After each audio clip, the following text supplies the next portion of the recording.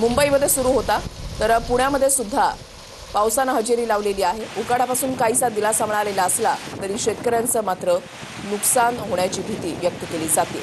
अवकाळीचा फटका जो आहे तो बसलेला आहे। ऑरेंज अलर्ट जारी करण्यात आलेला आहे। कोकण आणि पश्चिम महाराष्ट्रामध्ये ऑरेंज अलर्ट। मुंबईतील गोरेगाव भागामध्ये जोरदार पाऊस झालेला आहे। पिंपरी चिंचवड भागामध्ये रात्री जोरदार पावसानं हजेरी लावलेली आहे। आजही अलर्ट जो आहे तो मुंबई पुण्याला देण्यात आलेला आहे।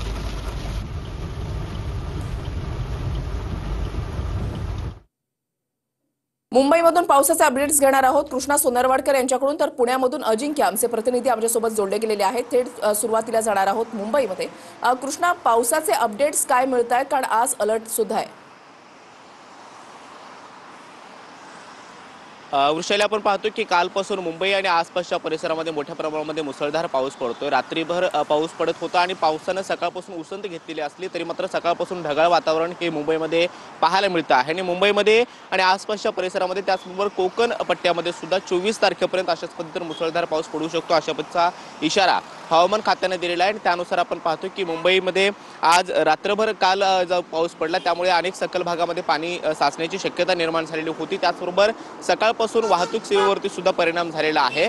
मुंबईची लाईफलाईन समजली जाणारी लोकल जी आहे ती काही मिनिटं उशिरा धावते आहे, त्यामुळे सकाळपासून चाकरमान्यांची सुद्धा धावपळ कामावरती पोहोचण्यासाठी होत असताना पाहायला मिळते। त्याचबरोबर आत्ताचं जर वातावरण पाहिलं तर मुंबईमध्ये सकाळपासूनच ढगाळ वातावरण आहे आणि त्यामुळे दिवसभरामध्ये पुन्हा एकदा मुसळधार पाऊस पडू शकतो अशी देखील चर्चा आहे ती सुद्धा किंवा शक्यता आहे ती सुद्धा वर्तवली जाते आहे। त्यामुळे मुंबई आणि आसपासच्या परिसरामध्ये त्याचबरोबर कोकण किनारपट्टीच्या भागामध्ये 24 तारखेपर्यंत अशा पद्धतीचा येलो अलर्ट जो आहे तो देण्यात आलेला आहे। आज सुद्धा येलो अलर्ट मुंबई आणि ठाण्याच्या परिसरामध्ये देण्यात आला आणि सकाळपासूनच जरी रात्रभर जरी मुसळधार पाऊस पडलेला असला तरी मात्र पावसानं सकाळपासून उसंत घेतलेली आहे। मात्र सध्याचं वातावरण पाहता मुंबईमध्ये पुन्हा एकदा मुसळधार पाऊस पडू शकतो असं देखील शक्यता जी आहे ती सुद्धा वर्तवली जाते आहे। त्यामुळे सध्याची आपण परिस्थिती पाहिली तर वाहतूक सेवेवरती फारसा जो आहे तो रस्ते वाहतुकीवरती परिणाम पाहायला मिळत नाहीये। मात्र लोकल जी आहे ती काही लोकलवरती काही प्रमाणामध्ये फटका जो आहे तो जाणवतोय आणि त्यामुळे लोकलने प्रवास करणाऱ्या चाकरमानांना सकाळ सकाळी कामावरती पोहोचण्यासाठी काही मिनिटं उशिरा होत आहेत किंवा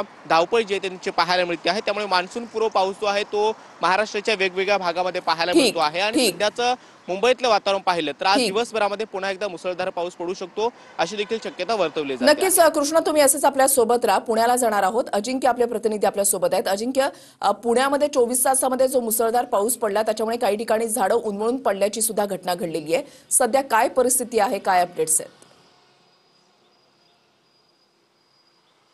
वृषाली, अगदी बरोबर आहे। गेल्या 2 दिवसापासून पुणे शहराला अवकाळी पावसाने अक्षरशः झोडपलेला आहे। काल जर आपण पाहिलं तर पुण्यातील एनडीए परिसरात 100 मिलीमीटरपेक्षा अधिक पावसाची जी आहे ती नोंद झालेली आहे आणि गेल्या 24 तासात अग्निशमन दलाकडून जी माहिती आपल्याला समजते तर 54 ठिकाणी झाडपडीच्या घटना झालेल्या आहेत। तर या पावसामुळे शहरातील अनेक ठिकाणचा वीज पुरवठा देखील खंडित झाल्याची माहिती समजते। खरं तर या पावसामुळे जी महापालिकेने जे नालीसफाईचा जो दावा केला होता तो देखील काही प्रमाणात फोल ठरलेला दिसलेला आहे, कारण की रस्त्यावर पाणी साचल्याचं पाहायला मिळालं तर काही नागरिकांच्या देखील घरामध्ये या पावसाचं पाणी शिरल्याचं पाहायला मिळालं। खरं तर आता देखील आपण पाहतोय की रस्त्याच्या कडेला अशी पाण्याची जी आहे ती डबकी साठलेली आहे, त्यामुळे रोगराई वाढण्याची देखील शक्यता वर्तवण्यात येते।